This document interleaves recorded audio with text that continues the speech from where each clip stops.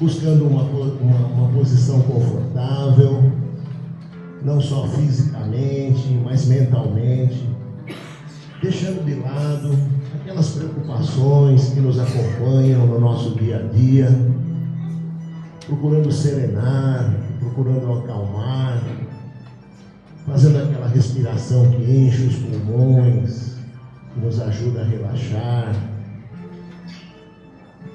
verificando se há algum ponto de tensão no nosso corpo físico que podemos relaxar, podemos acalmar.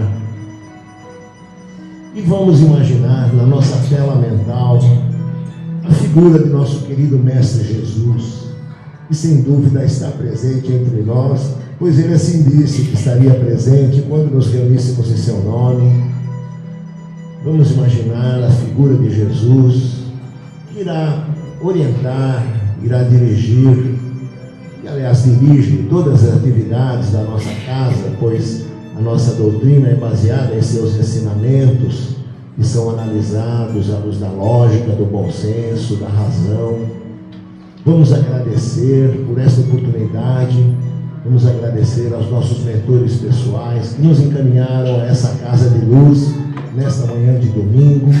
Vamos agradecer aos mentores do semeador, que já prepararam esse ambiente, essa casa, higienizando com fluidos benéficos. Vamos agradecer principalmente ao nosso querido Mestre Jesus por tantas oportunidades que temos de esclarecimento para que possamos realmente ter essa encarnação, fazer essa encarnação da melhor maneira possível, colecionando virtudes, colecionando evolução, não é? E irá facilitar a nossa proximidade ao nosso Criador. Muito obrigado, Jesus, então, por mais essa oportunidade. E assim, pedimos licença para dar início à palestra dessa manhã. Que assim seja, e graças a Deus. Muito obrigado. Irmãs, irmãos, companheiros e amigos, bom dia. Eu ia falar boa noite, é que eu estou para 18h30 também. Sejam bem-vindos. Como vocês observaram, as palestras nossas sempre têm um teor científico e um teor evangélico, normalmente. E o outro teor é o doutrinário, é o caso dessa. O tema é exclusivamente doutrinário. A gente vê muito,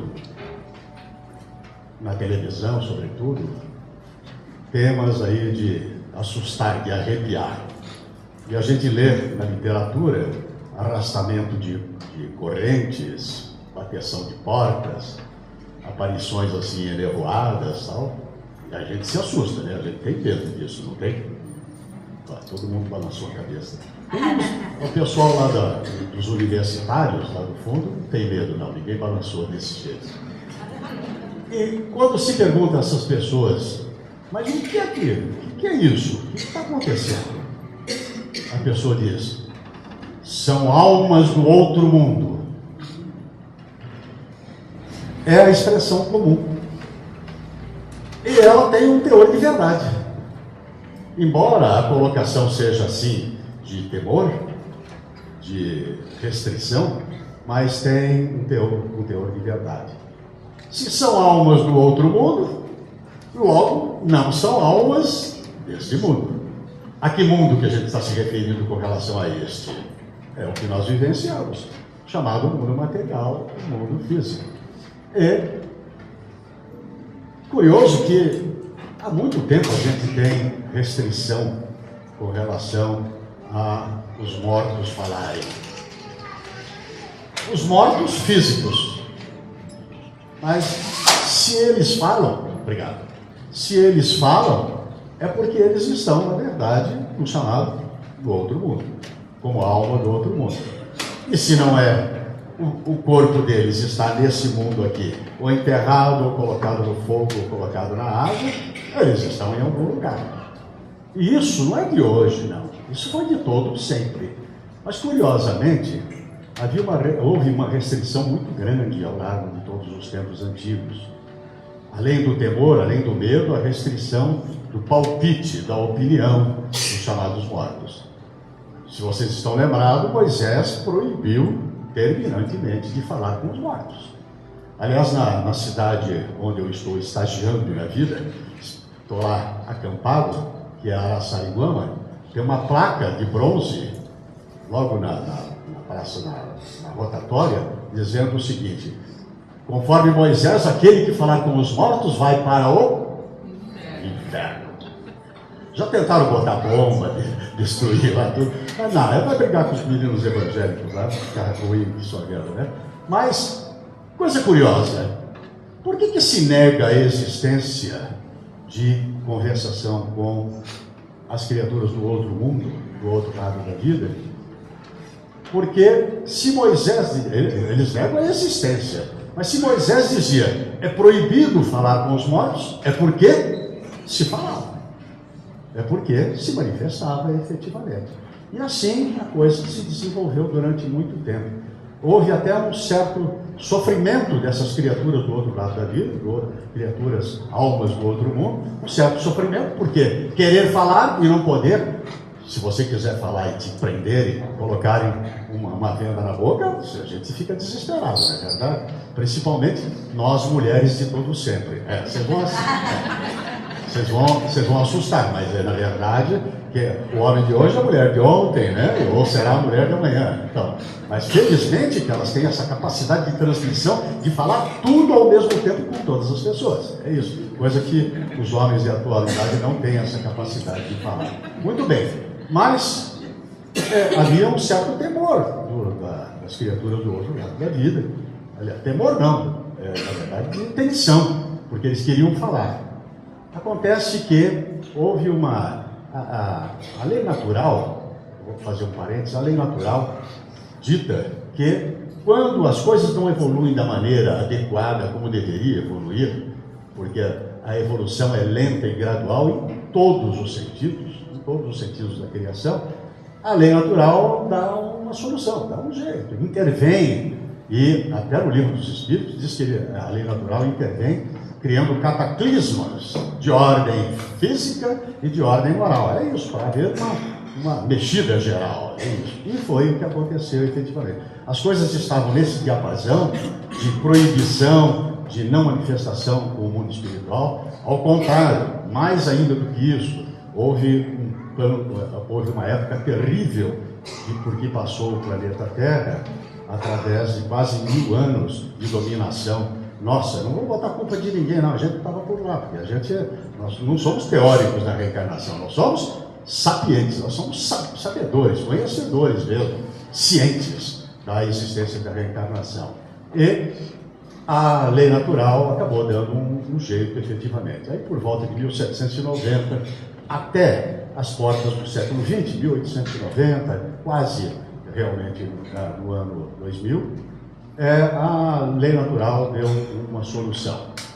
Houve um verdadeiro concerto, ainda finalzinho da Inquisição. Vocês sabem que a Inquisição só terminou definitivamente em 1808, quando Napoleão invadiu Portugal, a Espanha, botou fogo em tudo e matou muita gente, obviamente. E a Inquisição se espraiou, os inquisidores se espraiaram pelo mundo todo aí.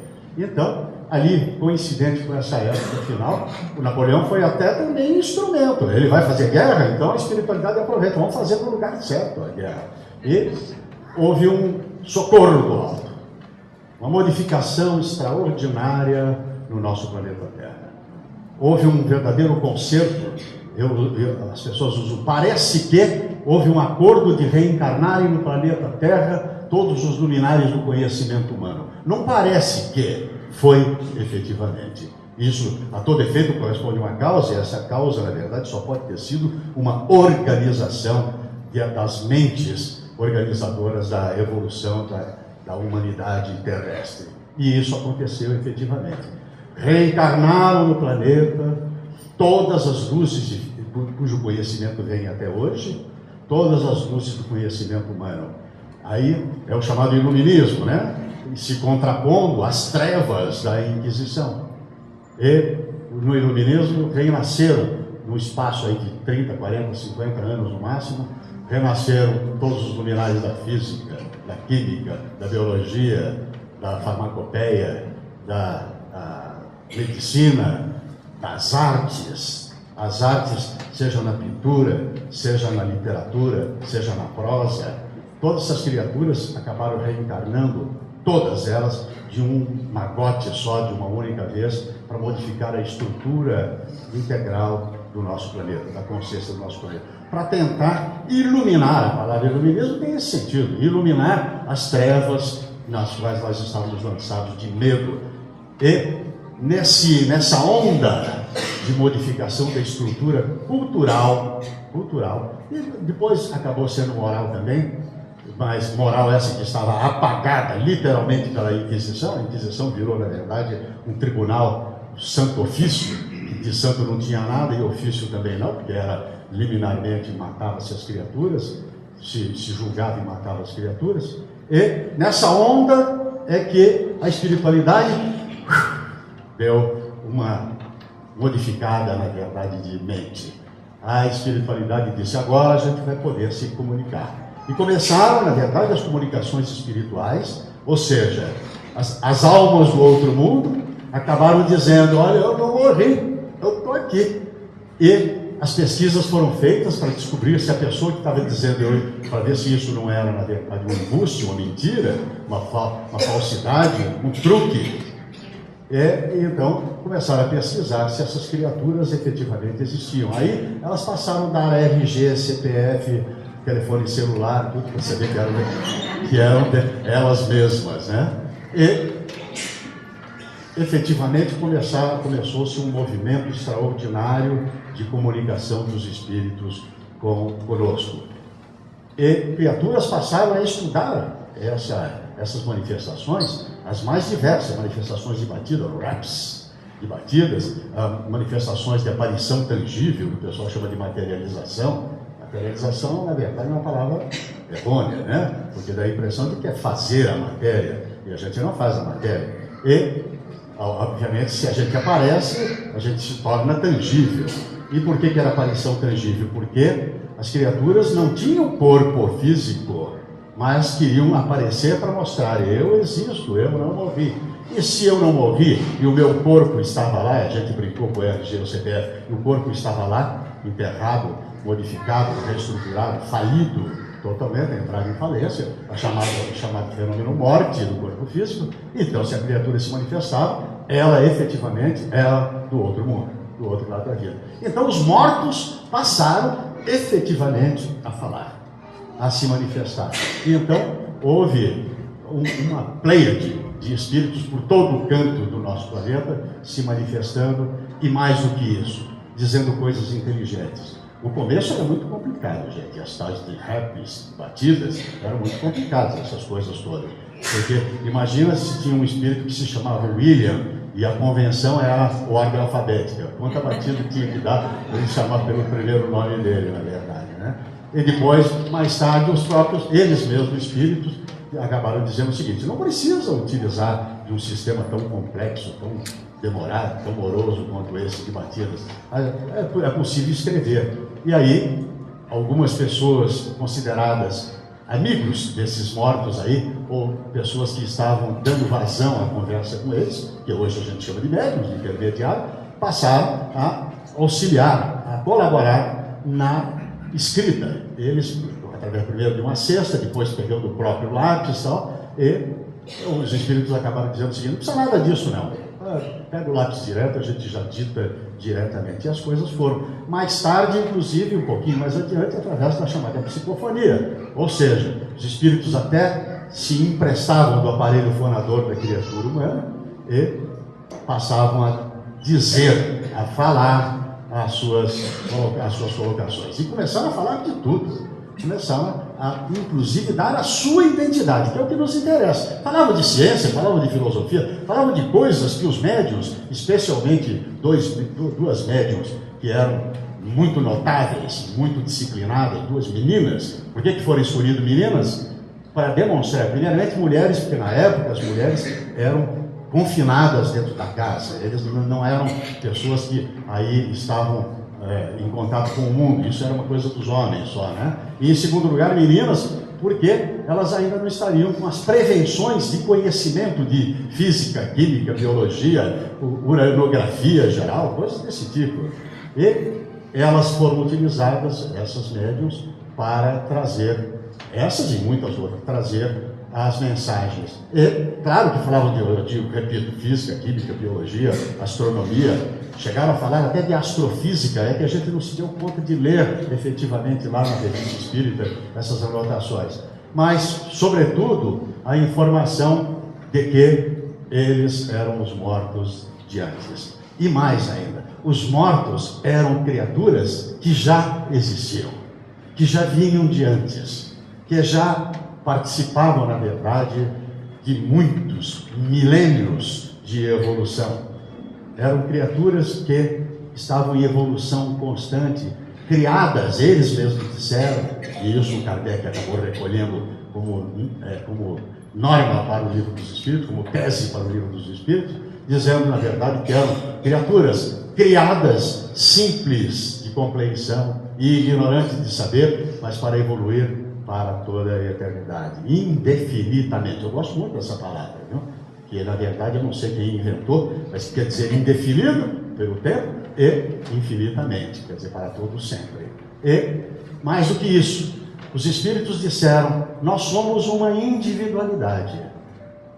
E isso nos causou uma certa espécie, porque entrava em conflito com as nossas religiões do passado.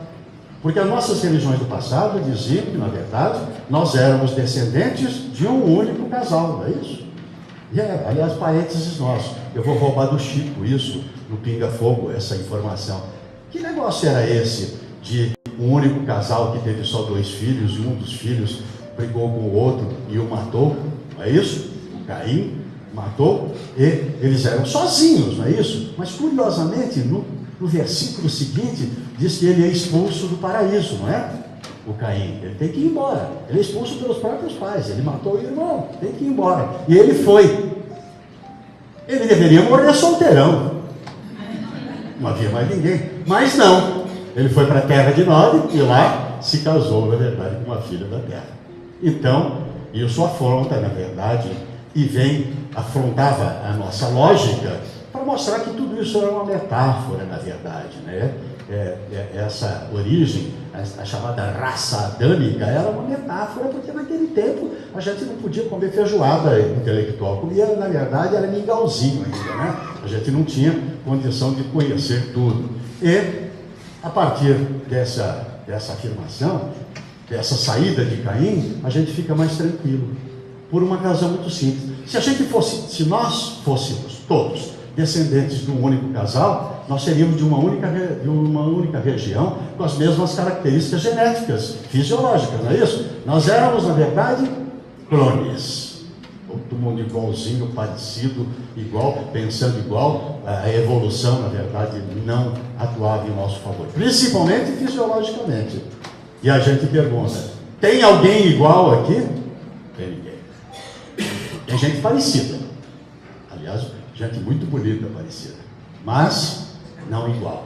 Por quê? Os Espíritos disseram, então, nesse sentido: nós somos uma individualidade. É isso aí. Aliás, tem uma tese lindíssima, a individuação do princípio inteligente. O princípio inteligente é o nome que nós, almas do outro mundo, temos numa fase de evolução, desde criados simples de compreensão e ignorante de saber, até as portas da hominidade, passando pelos atos reflexos, passando por estágios de aplicação da lei natural lá no reino mineral, passando por estágio no reino vegetal, onde já existe o fenômeno vida, né?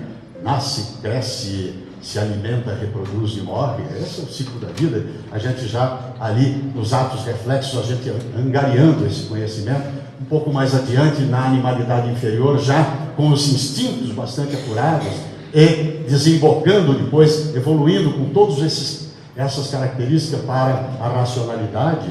Essa criatura que somos nós, bilenar, criatura bilenar. Você tem 15 milhões de séculos. Ela está aqui na frente por isso, a autoridade, na verdade. É isso aí. 1 bilhão e 500 milhões de anos, em média, de evolução no planetinha Terra, né? E, portanto, isso demonstra que, sendo uma individualidade, nós somos, cada um, na verdade, leva a marca do próprio Criador. Cada um de nós atua de maneira evolutiva diferenciada, felizmente, graças a Deus. Cada um aproveitando uma grande época nossa, como espíritos, somos sujeitos passivos da lei natural. E depois disso somos colaboradores dela, passivos ainda da lei natural, e somos colaboradores. Quando nós estamos falando de lei natural, que atua em toda a criação, os dois chamados mundos, o mundo físico e o mundo espiritual, e quando nós estamos falando de lei natural, nós estamos falando sob o ponto de vista ético, porque essas leis são leis naturais ou leis divinas. Divinas sob o ponto de vista ético, eu repito, eu modifico, e científica sob o ponto de vista natural. E quem é o outorgante da lei natural? Tem alguém aqui que fez lei natural? Ligou para Dilma, para o Lula e falou, faz aí uma lei natural.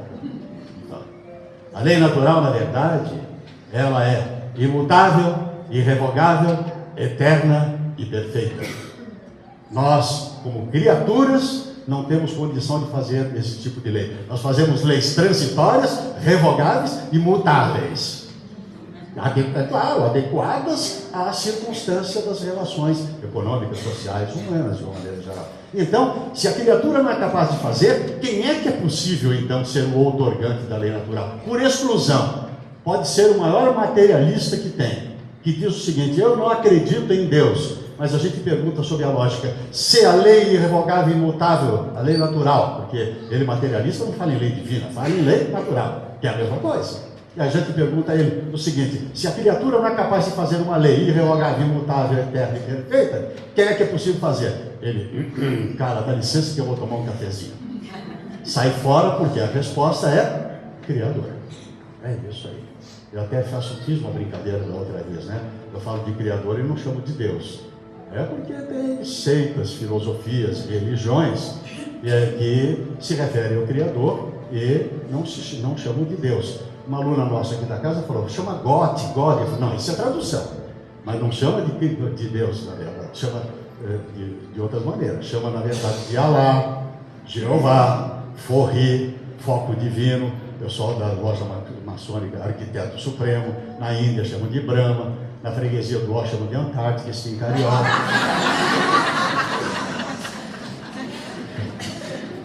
Brincadeira à parte, só para aliviar um pouquinho, porque a nossa doutrina é seríssima, profundíssima, mas nós somos humanos e queremos olhar com olhos e para a gente poder gravar. Amanhã vocês vão lembrar, aquele cara que falou que Deus era Carioca. Então, aí, mais do que isso, os espíritos vieram e disseram, nós somos, na verdade, uma individualidade para evoluir para todo sempre, e mais do que isso, a nossa origem, a nossa vida está no mundo das origens.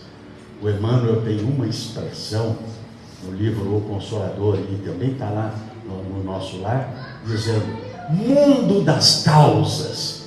Que coisa linda, maravilhosa, porque a todo efeito corresponde uma causa, e as causas originais da nossa existência, na verdade, estão no chamado mundo espiritual. Até eu ousarei. Onde é que está aquele Billy Knight de Escrevinhar? Não está por aqui? Ah, está aqui, obrigado. Ele não é só músico, ele é, na verdade, um médium de auxílio aqui. Olha só o que é a criação, gente. Isso é chamada Trindade Universal. Não tem nada a ver com a Trindade mística das nossas religiões anteriores, não, que são respeitáveis, sim. É claro que aqui nós temos o Criador. E só temos duas criaturas. Você me ajuda, por favor? Você é uma criatura. Então me diz. Que você é? Não é quem. Aí você quem você vai me responder. Que se é a Gabriela, a Manuela, a Júlia. Quem que você é? Uma criatura. E chamada de espírito, não é isso? Então, lá no comecinho chamava princípio espiritual, mais tarde se chama de espírito. E você precisa atuar no mundo, na criação. Então, você tem um outro princípio, que é o princípio material, ou, mais tarde, a matéria. Isso é um princípio, na verdade. Toda a criação está mergulhada no Fernando Henrique Cardoso. Não é nada disso, o fluido cósmico universal. Nome esse que a própria espiritualidade, mais tarde, que ditou isso para os organizadores e para o Kardec também, então para os instrutores e para o Kardec também, dizendo que essa denominação era uma denominação transitória, compatível com a época em que os espíritos estavam se manifestando. Gente, quem são os espíritos? Os espíritos somos nós. Essas criaturas que se manifestavam também foram encarnados e estavam num progresso evolutivo com uma visão do alto um pouco mais apurada, por isso falavam com maior propriedade. E vieram e disseram que efetivamente essa denominação ela era transitória, porque o nome verdadeiro, na verdade, é matéria elementar. Vou usar a lousa toda, até aquela lousa lá, primitiva. Até a parede. É muito mais adequado, né? Porque é uma denominação já mais científica, mais apropriada.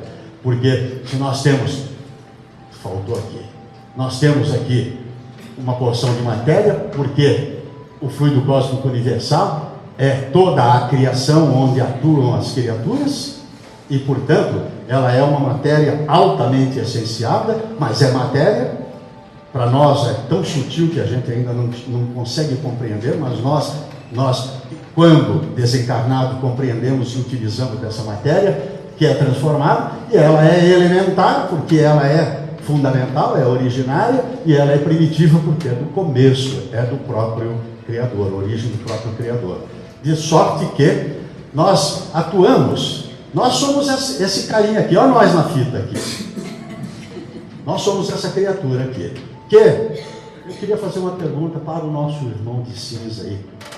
A matéria evolui, meu irmão? Parece que não tem nada a ver com o mundo material, o mundo espiritual, mas tem.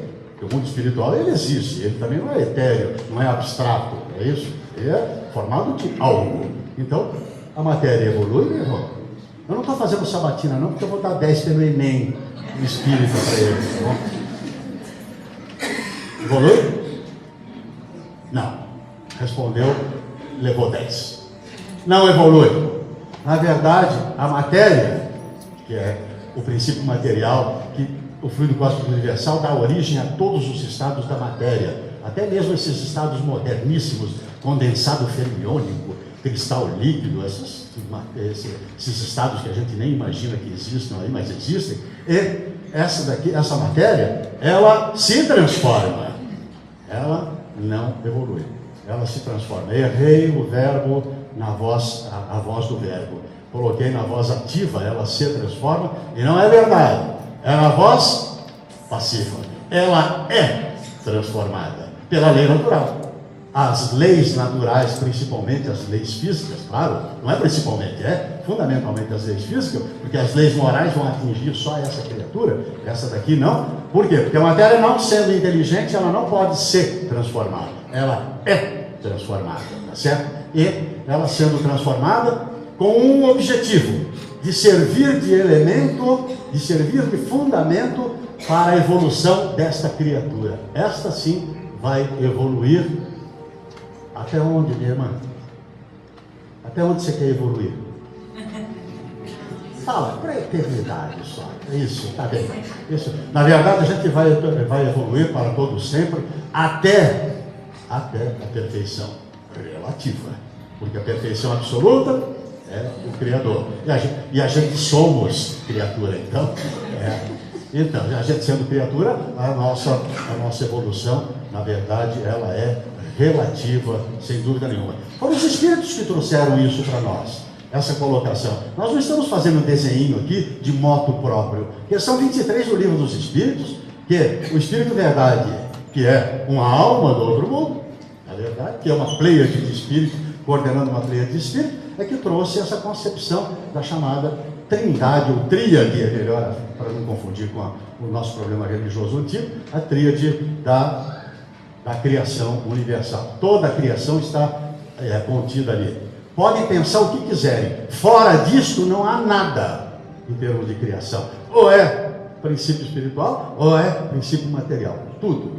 E afinal de contas, a matéria é tão... E por isso foi bom você ter nos auxiliado. A matéria, ela é fundamental e ela serve de instrumento para a evolução dessa criatura. Ela é transformada de conformidade com os instantes de evolução nossos, nos estágios em que a gente está. E até uma coisa curiosa, a gente passando para o mundo espiritual, passando para o outro lado da vida, a pergunta que se faz costumeiramente é: até quando nós vamos depender da matéria para evoluir? Porque a matéria é fundamental para evoluir, porque a matéria é a criação, e essa criatura atua na criação. E então até quando nós vamos evoluir? Os espíritos não deixaram essas questões filosóficas, doutrinárias, não deixaram em aberto. Questão 186 do Livro dos Espíritos, está lá a solução desse assunto. Sabe para quando? Para todo sempre. Olha só, até atingindo a perfeição, o espírito dependerá, ele utilizará, já não é mais dependência, ele utilizará a matéria num estado de fluidez, de essencialidade tão grande, que nós não temos como compreender isso ainda hoje. Sabe por quê? Ele precisará, porque mesmo sendo espírito perfeito, ele atuará dentro da criação, em estágios fabulosos, muito elevados realmente, mas ainda assim ele precisará atuar na criação. Até quando ele atua como co-criador de mundos? Olha só, nós vamos chegar lá, né? Você está prometido, tá? Aliás, não precisa prometer, você chegará por conta própria, porque promessa parece que dependeria de Deus, né?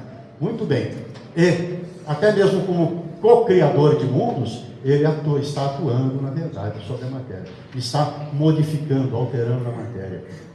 Nós já teremos e temos já hoje a capacidade de transformar atômica, molecularmente a matéria para servir de instrumento à nossa evolução. No estágio em que a gente está utilizando a matéria de múltiplas configurações, especialmente uma chamada corpo de carne. Matéria essa que é exatamente a matéria orgânica, que é exatamente os mesmos elementos constitutivos da matéria inorgânica, exatamente os mesmos. Haja vista que quando este corpo, quando nós, alma do outro mundo, vindo do outro mundo para encarnar, deixamos esse corpo aqui, ele entra em falência orgânica, e o que acontece com ele? Ele é o fenômeno chamado morte, de desestruturação orgânica. Ele não desaparece, nada se perde, tudo se transforma, né? Falava um ponto esquerdo da seleção francesa. Quer dizer que esse material orgânico, ele poderá se transformar de novo em material inorgânico, molecular e atomicamente, tá bem? E nós espíritos, conseguimos auxílio e também com a nossa participação organizar essa matéria para que a gente possa se utilizar. Muito bem, tudo isso são prolegômenos. Domingo de manhã pode falar palavrão à vontade, né? Liberou geral, antes da macarronada, claro. Então, olha, agora, deixado esses prolegômenos em que os espíritos, quando eu falo os espíritos, dá a impressão que a gente está de fora. Não é. É que nós estamos nos referindo aos espíritos que se manifestaram naquele iluminismo inicial, tá bem? Porque nós somos os espíritos, né? Ora estamos lá, ora estamos cá. E quando a gente desencarna, quando nós desencarnamos, a gente vai para o mundo das causas. Nós vamos para o mundo original, que é, por isso que os espíritos falam, para a nossa pátria original. Bonita a expressão, né? Pátria é muito mais do que mundo, só pura e simplesmente, né? Do que nacionalidade. Pátria é, na verdade, um contexto geral de afinidade, de caráter complexo em que nós nos integramos. É isso, e a gente vai para a pátria espiritual. Mas vai direto? Será que enfiar uma Bíblia debaixo do braço? Vamos enfiar uma? Ainda bem que é o Livro dos Espíritos, né? Será que eu enfiar debaixo do braço, depois de tanta iniquidade, de tantos erros, desacertos, tropeços, precatórios fica de fora. Será que depois disso eu pego e eu decoro uns versículos de uns capítulos aqui e cito de maneira, com a memória bem clara e tudo, e aí eu vou para o céu? Mas não, eu não tenho a chamada evangelização survacal, axilar. Eu não tenho, e não estou dando bola para isso, não. Estou na minha, como diz a rapaziada, com justa razão momentânea. Eu não quero saber de nada. Eu cuido de mim, da minha evolução, do meu interesse, dos meus objetivos, eu não quero saber de nada. E aí, eu faço, pinto, bordo, sequestro, mato, estupro, faço o diabo, né? Aliás, quem faz o diabo é outra pessoa que falou, vou fazer o diabo. Vocês estão lembrados, né? Deixa quieto. Fica quieto, estou filmando. No meu tempo tinha o DOI, God e o DOPS. Hoje não tem mais. Muito bem. A pessoa pega e fala, e agora para onde você vai? O que a outra pessoa fala? Aponta o dedo e diz, você vai para o inferno. Aí a gente não estava satisfeito de ora ir para o céu, ora ir para o inferno, e nós contestamos. Mas e a criaturinha que nasceu umas horinhas de vida, uns diazinhos de vida, não teve oportunidade nem de fazer o bem, nem de fazer o mal? E então como é que faz? Ela vai para o céu ou vai para o inferno? Ela ainda não fez nada de bom também para ir para o céu. Não, também não fez nada de mal para ir para o inferno. E aí a gente cogitou, mexeu, virou, pensou demais e a gente criou a coluna do meio. Vai para o purgatório. Que é muito mais justo do que o céu e o inferno. O céu é prêmio e o inferno é castigo, não é isso? E o pior é que os dois, tanto o prêmio quanto o inferno, são para toda a eternidade. Um a gente vai queimar para toda a eternidade e o outro a gente vai tocar harpa para toda a eternidade. Né? Vai só gozos de mel, coisas maravilhosas, extraordinárias, de música, tudo. Agora, já o purgatório não, ele tem uma lógica. A possibilidade de sair-se dele. A possibilidade de ascender dele. Então, já é algo de princípio evolutivo. Agora, os espíritos vieram e disseram o seguinte, olha, céu, na verdade, com essas características, de para gozar para toda a eternidade, não existe. Porque a criatura não pode sair de um estágio quase de brutez, de brutalidade e até mesmo de desconhecimento mental e de repente ser premiado para toda a eternidade. Como também o inferno não existe, porque ela não pode sair de uma certa tentativa de evoluir e de repente ser jogada para toda a eternidade num lugar irremissível, irremediável. Por essa razão, ele não existe. E aí vem o questionamento, a gente questionou os espíritos. Bom, e aí então, como é que fica? Ele diz, olha, como é que fica? Que a evolução é constante e a alma, o ser, é árbitro do seu próprio destino. A palavra destino é figurada, entre aspas, para demonstrar, na verdade, o caminho dele, o caminho a ser seguido. E ele é árbitro das suas próprias ações. E por essa razão, há um contexto de ações boas e de ações más praticadas, em que ele não prejudica e nem beneficia, aparentemente, ninguém a não ser ele mesmo. Ou seja, os resultados, as consequências são para eles mesmos. E, de acordo, espírito não, encarnado, não, porque, sabe, a gente falou agora de medo aí, sabe de uma coisa? A gente fala de espírito, lê sobre espírito, consulta espírito, fala com o espírito, mas quando ele aparece,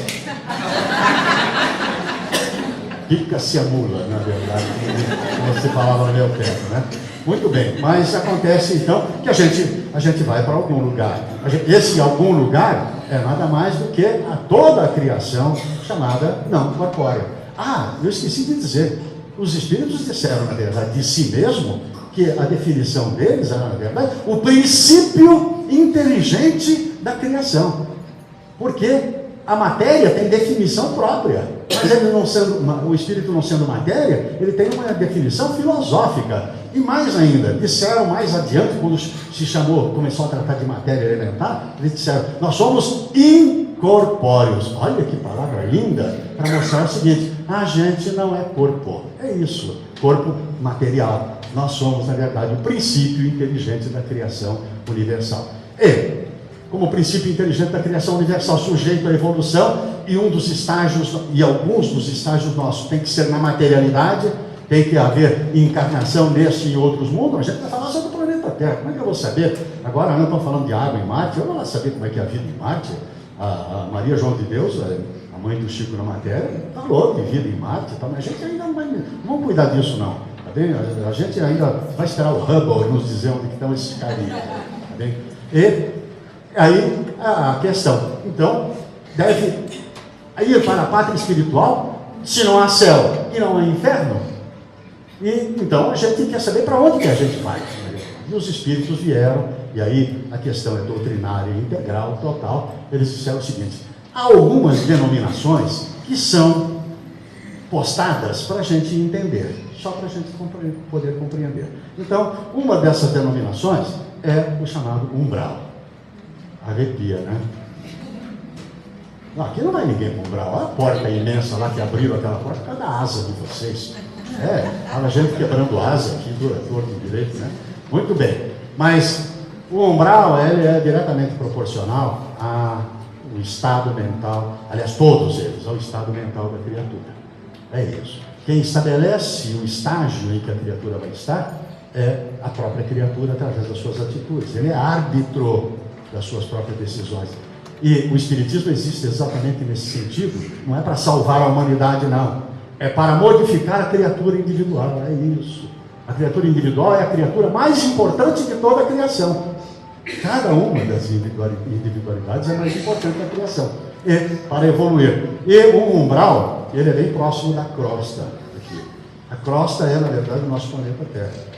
Curiosamente, existe nessa região, só para vocês saberem, algumas coisas curiosíssimas que foi trazida pela espiritualidade, como, por exemplo, o desintegrador etérico. Já ouviram falar disso?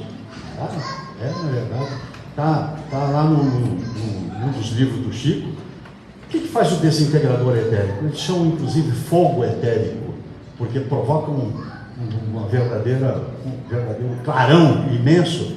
As pessoas, os espíritos, nós espíritos nos recolhemos de medo naquele instante, e não mata ninguém, não, porque espírito, não, claro,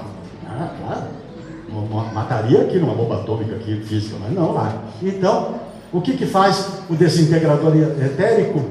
Etérico vem de éter, na verdade, que está sendo feito miasma no éter todo, ou no fluido, na matéria elementar primitiva, os pensamentos ruinosos, destruidores, maldosos das criaturas humanas, os fazedores de guerra, de revolução, e agora eu vou botar todo aquele pessoal lá na Bíblia falava os cães, os tuberculosos, não é nada disso, na verdade são os guerreadores, os estupradores, os assassinos, essas criaturas todas colocam pensamentos extraordinários, o pensamento é energia pura, forma na verdade uma vida literal crosta em torno e influenciando criaturas espirituais como nós que estamos lá tentando nos modificar. Então o desintegrador é uma espécie de máquina, na verdade, mental dos espíritos superiores que fazem uma destruição desses pensamentos, uma modificação estrutural do pensamento. Se o pensamento é matéria, é isso, o pensamento não é abstrato, o pensamento é matéria, altamente essenciada, mas é matéria. E, portanto, ele faz uma modificação estrutural para tornar esses pensamentos malévolos, na verdade, em pensamentos mais tênues, é isso mesmo. E no livro Nosso Lar, vocês encontram uma figura curiosa, dentre alguns animais que existem na espiritualidade, o cachorro, e existe um animal chamado Ibis. No meu tempo, Ibis era um mágico, né, de história em quadrinho, mas tinha uma certa conotação de verdade isso, porque era uma deusa também, né, no tempo da Grécia, e essa deusa era altamente espiritualizada. Então, sabe o que faz essa ave Ibis? Ela come, literalmente, ela come maus pensamentos. Olha só, está lá no livro Nosso Lar. Então, são coisas, a gente vai falar, por que você está falando de curiosidade já? Porque a gente tratou do umbral, que na verdade é um lugar onde espíritos, por culpa ou por omissão, a omissão é tão grave quanto a culpa, viu, gente? Eu vou para o céu, sabe por quê? Aliás, eu não vou para o umbral, porque a gente já não está acreditando em céu. Então, eu não vou para o umbral porque eu não fiz mal para ninguém. Danou-se. Porque nós não respondemos só pelo mal que fazemos, mas também pelo bem que nós deixamos de fazer. É isso. Alberto falou, eu li você falando dos seus lábios, é verdade. O pessoal do futebol toma cuidado comigo, aquelas coisas que eles falam lá, que eu leio os lábios deles, né? Então, essa proximidade com a crosta demonstra a proximidade com a fisiologia, vamos chamar, do pensamento da criatura humana, que muitas das vezes se esquece que é uma criatura, primeiro, é criatura, segundo, imortal. Meu Deus do céu, que responsabilidade extraordinária. Saber que a gente é a criatura fadada à evolução constante para todo sempre, deveria aproveitar essa oportunidade, como diz o Espírito, ouvir individualmente para a gente evoluir. Mas não é o purgatório, viu, o umbral? Ele nada, não há penas eternas nenhuma, e portanto, a melhoria, a modificação, a reestruturação mental da criatura, mesmo no mundo espiritual, fará com que a gente se desvencilhe dessa situação umbralina. O pessoal gosta muito mais do plural, né? Os umbrais, porque não é um só. O umbral não é exatamente uma cidade, ela é na verdade, uma aglomeração de criaturas iguais, com os mesmos pensamentos, com as mesmas características, os mesmos caracteres, e em termos espirituais, aquele princípio científico de que os iguais se atraem é verdadeiro. Realmente nós acabamos nos acrescentando. As criaturas aí, uma situação muito pior do que essa, porque aquela lá eram de culpa e omissões, e nesse daqui, na verdade, são criaturas tenebrosas, queriam destruir a humanidade de todo jeito. Elas acabaram destruindo boa parcela da humanidade, não se comprazem com absolutamente nada e vão para as chamadas trevas. Então nós tivemos os umbrais e nós temos as trevas também. Também, da mesma maneira, é uma dificuldade um pouco maior, essas criaturas têm que ser trabalhadas, elas literalmente não conseguem contato com as criaturas que ela pensava encontrar na espiritualidade, se não for materialista, né? E vivem, na verdade, terror pessoal, até se conscientizarem de que são criaturas imortais, que são criaturas que não perecerão e, portanto, em evolução, e podem modificar a sua estrutura interior. E isso, logo, que a pena não é eterna. A bondade da lei natural, que é a bondade, que é a expressão do Criador, ela é eficaz em todas as criaturas. A gente só falou de coisa ruim, né? Mas não é. Eu diria até que uma grande parcela da humanidade, nós somos até legalzinho. É isso mesmo. É verdade. É um errinho aqui, um pecadinho ali, agora eu vou brincar de novo, um pecatóriozinho lá, tá? Tudo que se conserta na própria encarnação. Dá para consertar. E se não der nessa, está na próxima, facinho. Sabe por quê? Porque aí a gente tem consciência da responsabilidade, dos efeitos de que nós somos vítimas de nós mesmos, algozes e vítimas de nós mesmos. E, portanto, mais facilmente a gente resolve. Eu diria que nós tínhamos 7 bilhões de almas aqui encarnadas, um pouquinho mais que isso, e temos 42 bilhões, 6 vezes mais de criaturas desencarnadas em torno do planeta Terra, esperando pacientemente uma vaguinha para reencarnar. Pede desesperadamente para reencarnar. Desencarnou de depressão com 42 anos de idade, estava previsto para 80, 90 e até 100 anos, e vai embora com 42. Chegar no mundo espiritual, não tem explicação. Você desencarnou do quê? De depressão. Parece que é virose isso, né? Serve para tudo, né? É verdade. Virose para o corpo físico e depressão para a criatura espiritual. Então, nós temos aí criaturas que a maioria de nós vai estar habilitada. Isso mas é sério mesmo, das outras religiões, inclusive, criaturas que pegaram os princípios fraternos, os princípios de humanidade para com as outras criaturas e até de assistência para com os desvalidos, como Jesus disse, vai amparar, na verdade, os desamparados do mundo, atender os desamparados do mundo. Essas criaturas que trabalham vão para faixas mais elevadas. São diversas. Assim como também no umbral vamos ter camadas, inclusive, de criaturas entrando e criaturas saindo também, e nas trevas idem também. Então, essas faixas mais elevadas, na verdade, a gente vai gozar de paz, harmonia, contentamento, alegria e tal, mas não vai tocar harpa.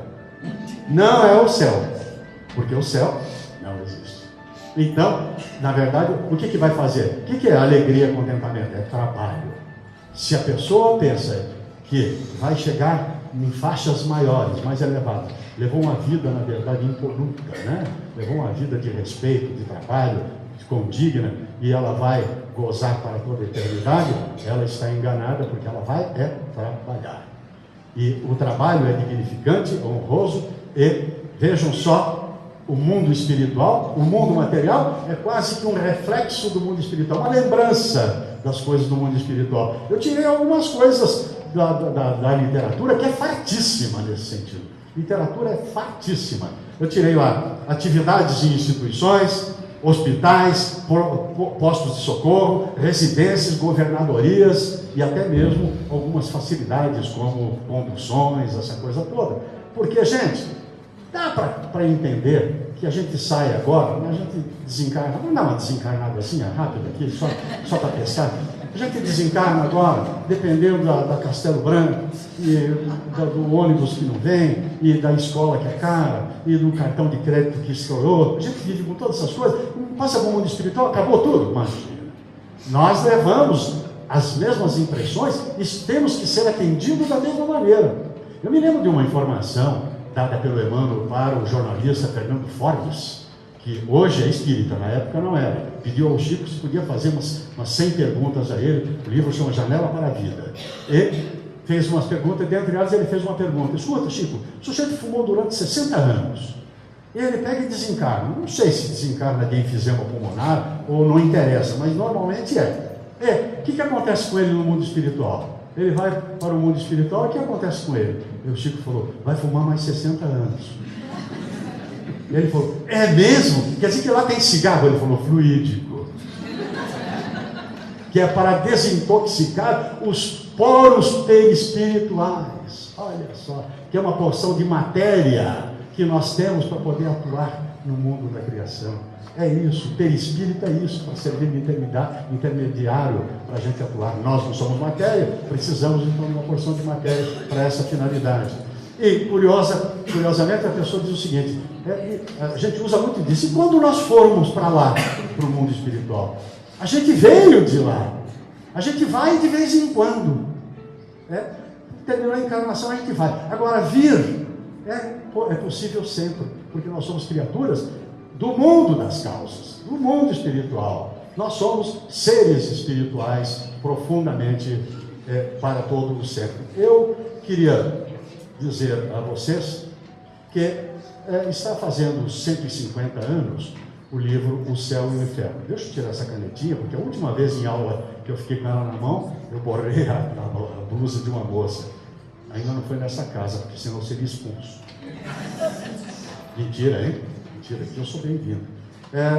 Esse livro, O Céu e o Inferno, que é o quinto livro, é o penúltimo livro do Pentateuco, dos livros da codificação, ele está fazendo 150 anos. Ele é de 1865. Esse, o meu, tem mais tempo, porque foi quando o Kardec subscreveu, na verdade. Eu tinha um casal, aluno nosso, num centro espírita chamado Lar do Amor Cristão, maravilhoso como esse aqui, lá no Ipiranga, e o casal era encadernador. Ele encadernou meus livros, só que o meu livro dos espíritos, coitado, se ligar o ventilador, ele vai todinho para o inferno. Muito bem, no livro dos espíritos vocês têm um capítulo chamado O Mundo Espiritual. Vamos ver isso, o segundo capítulo. Agora, nesse livro, tem as penas futuras segundo o Espiritismo. Nós estamos falando, na verdade, que é compatível, nós somos árbitros de nós mesmos, a nossa ida para o mundo espiritual nos diversos planos, eles dependem das nossas atitudes, das nossas atividades, do nosso pensamento, dos nossos objetivos, não é isso? Então, existe um capítulo todinho chamado Doutrina das Penas Eternas. Desculpa. Também existe das penas eternas, mas esse aí antes. Aqui é das penas futuras. As penas futuras segundo o Espiritismo. E dentro dele, nós tivemos a felicidade essa semana de participar de um simpósio numa casa espírita aqui da região, em que o nosso tema era Código Penal da Vida Futura. Tem advogado aqui, juiz, desembargador? Tem aqui? Tem. Advogado tem tudo quanto é lugar, né? É verdade. Muito bem. O Código Penal da Vida Futura são 34 questões, não são artigos, são 34 questões, que o Kardec adverte logo de início que ele tirou de inúmeros espíritos que deram o conceito e ele resumiu nessas 34 questões. Fica combinado que todos, ao chegar em casa, antes da porpeta e da macarronada, vão... Porpeta não, porque não é para comer carne agora, tá bom? Fica quieto aí, larga quieto, come salada. E Fica combinado que vocês vão abrir o livro Céu e Inferno, quem não tiver, passa na livraria ali, que está barato, e leiam o Código Penal da Vida Futura. Quem não fizer isso, fica combinado que perdeu a encarnação, volta aqui na próxima. E no Código Penal da Vida Futura, fala inclusive das imperfeições, da felicidade, das inevitáveis consequências das atitudes humanas, boas e inevitáveis, que acontecerão mesmo, boas e ruins. E tem uma curiosa aqui, que fala do prêmio e do castigo. O inferno está por toda parte em que haja almas sofredoras, e o céu, igualmente, onde houver almas felizes. E, portanto, esse livro, esse Código Penal da Vida Futura, é tão importante como um alerta, como um farol amarelo, para a gente ver o que é que a gente está fazendo para a nossa própria existência. E ele é tão importante, mas tão importante, por isso que eu perguntei se tinha advogado aqui, porque professor doutor de Direito e reitor da Universidade de Cuba, professor Fernando Ortiz, escreveu um livro chamado A Filosofia Penal dos Espíritas. Na linha número 1 diz: não sou espírita. É claro, porque senão ele estava puxando a sardinha, né? A brasa para a sardinha. Não sou espírita. E ele diz o seguinte: ele estava estudando, na verdade, a biotipologia dentro da criminologia. Quem é o criminoso? E ele chegou à conclusão de que Lombroso estava parcialmente certo. O que o Lombroso dizia? Que a característica física de determinadas criaturas era igual para todos os criminosos. Ele era reincidente criminoso porque ele tinha uma biotipologia, uma antropologia criminal, e, portanto, ele tirou fotografias de mais de 1000 criaturas que estavam apenadas, que estavam penalizadas, para mostrar que havia uma biotipologia tal. Só que ele esqueceu que ele era europeu e tinha o resto do mundo todinho, né? Mas ele andou perto. O que diz o professor Fernando Ortiz? E Kardec já dizia isso no livro Céu e Inferno, os Espíritos já diziam. É verdade. Não é de todo mentira. Não é uma determinante que esse corpo físico dessa maneira é um criminoso. Não é isso, não. É que o criminoso, na verdade, a antropologia é do chamado criminoso nato. É muito amplo o tal do criminoso nato, porque tem suas exceções, mas a regra geral é essa verdadeiramente. Existe um ditado de brincadeira que diz bem a verdade, né? A ocasião faz o ladrão, diz isso. Não é nada. A ocasião só propicia a facilidade de realizar. O ladrão nasce feito. Por que essa afirmação tão categórica, embora não deva ser categórica? Por quê? Porque essa criatura vem para o mundo material trazendo as suas características, trazendo a sua índole, trazendo o seu conhecimento, a sua verve.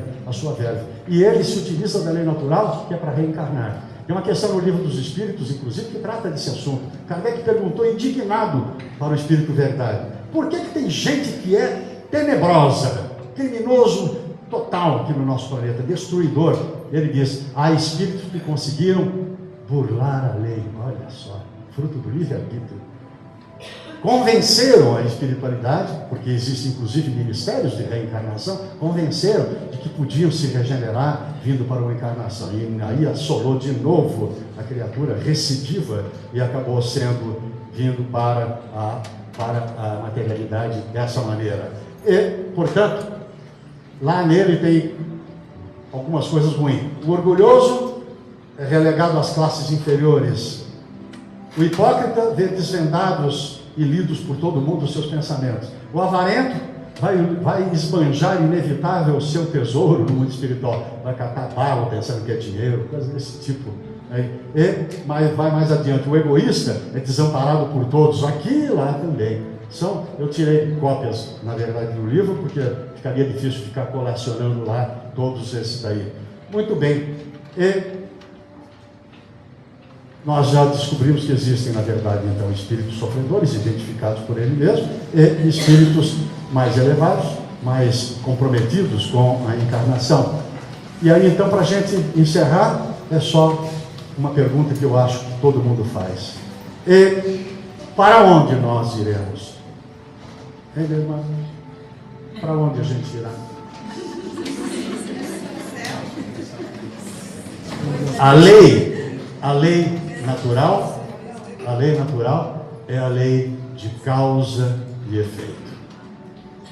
Nós vamos ter efeitos de irmos para onde nós desejarmos, para onde for compatível com a nossa vida. E a gente vai se valer para encerrar de vez, como os Espíritos encerraram o Código Penal da Vida Futura, com Jesus, a cada um segundo as suas obras.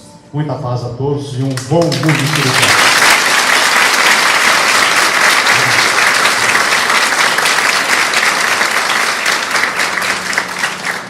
Agradecemos imensamente por mais essa oportunidade que tivemos na manhã de hoje.